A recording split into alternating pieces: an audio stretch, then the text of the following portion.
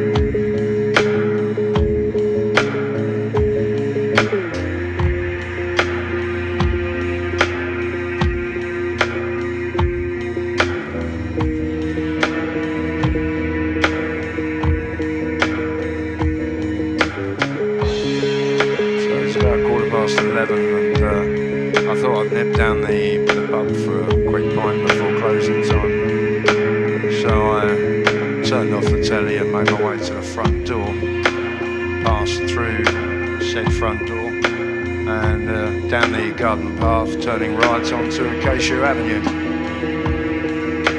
I made my way gently in the evening air and arrived at the pub. I made my way inside. Fuck me, were there some freaks in there that night.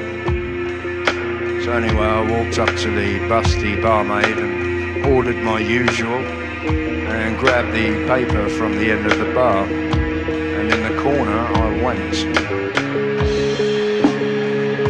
I read the daily propaganda, or should I say newspaper, and finished up my pint. I thought, oh, I'll have another. So I again made my way to the bar, ordered my usual from the ever busty barmaid, and struck up a conversation with the freaks at the bar. Turns out they were musicians. Just done a local gig in the locale and having some light refreshment. It was about that time that last orders rang, and I grabbed myself another pint and proceeded to have a quiet moment in the corner. I finished up my pint and I was just on my way out the door, and the barmaid said lock in. I thought lock in, that was tempting. So I ordered another pint, obviously, what else would you do? And had another chat with the freaks at the bar, the musicians. And it turns out they were on a little mini tour. And they seem to be enjoying themselves.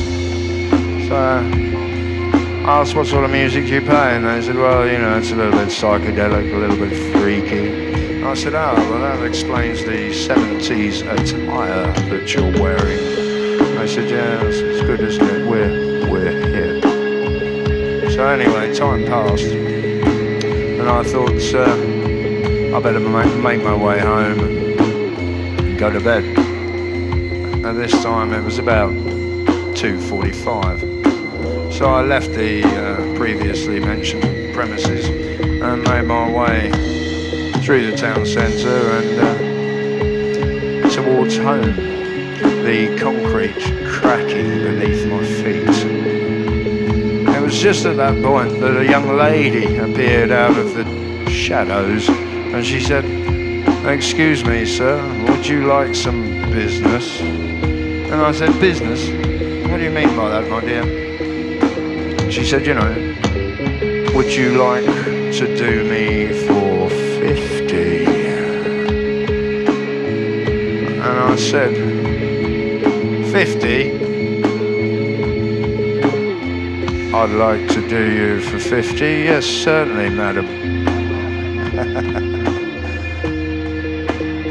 And I said, yeah, I'd like to do you for 50, my dear. Certainly. And I think I had it the wrong way round there.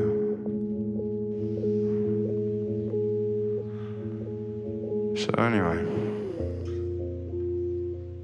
I started making my way home. The concrete again cracking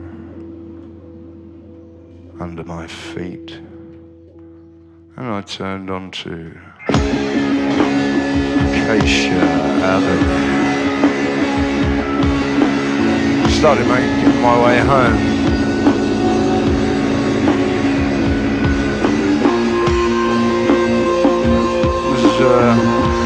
It was about 4 o'clock at this time,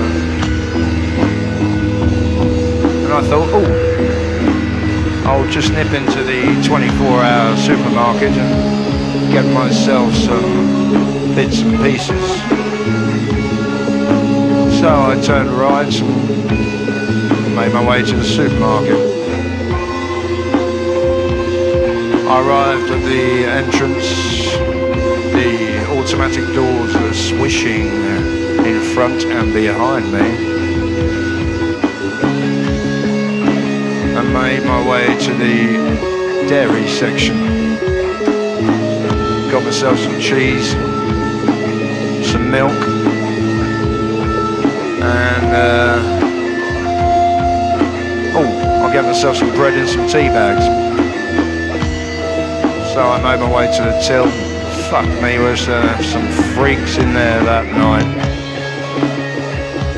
Pyjamas, dressing gowns, the lot. So I got to the checkout and paid for my goods. And the young lady there incidentally said, "Good evening, sir." And I said, "Good evening. It's actually fucking 3 o'clock in the morning, my dear." Anyway, I started to make my way home, turning right onto Acacia Avenue again. Went up my garden path, and just at the moment I was going to put the key in the door, I thought, hang on a minute, do I really want to do this? And I thought, do I really want to return to the life that I once had? And just at that moment, like an epiphany, I thought, no, not really. I need a holiday. So anyway, I thought, how am I going to get on holiday? Haven't got that much money. And Australia does seem kind of quite nice at this time. And just then I thought, hang on a minute. I could put myself in a package and post myself to Australia.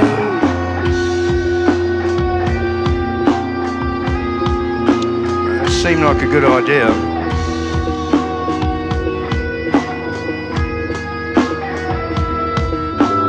But in practice, how was I going to do that?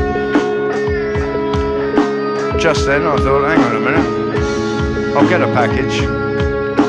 And I'll ask somebody to put me in the package and post me off. So I went and sat in the park to reflect on this. And I thought, yeah, I'll wait till some kids come in and then I'll ask them. So I sat in the park there watching the sun come up. And eventually some kids arrived and I said, "Hey, young man, do you think you could help me?" And he said, "What's up, mate?" I said, "Do you think you could put me in a package and take me to the post office and post me to Australia?" They said, "Yeah, all right. Well, that'll be a wonner." I said, "You what? A fucking wonner? Jesus Christ, man. All right." So the post office had opened and I thought, all right, I'll get the parcel, take it back to the park, put the kids in there, they can post me off. Which they duly did. And they rolled me back to the post office on their skateboard.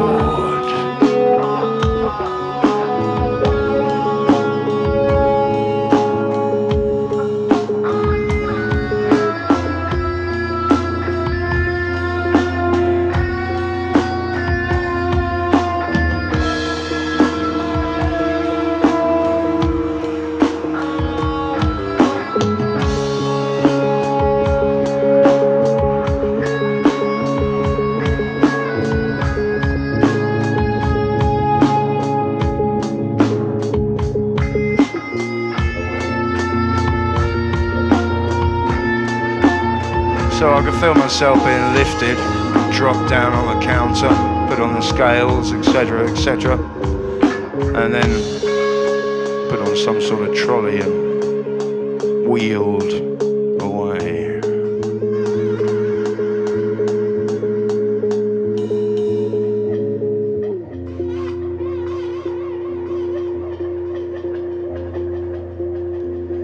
Days passed,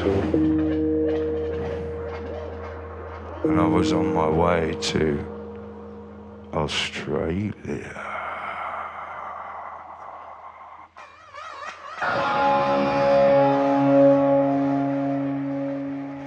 In the back of a van. I was taken away.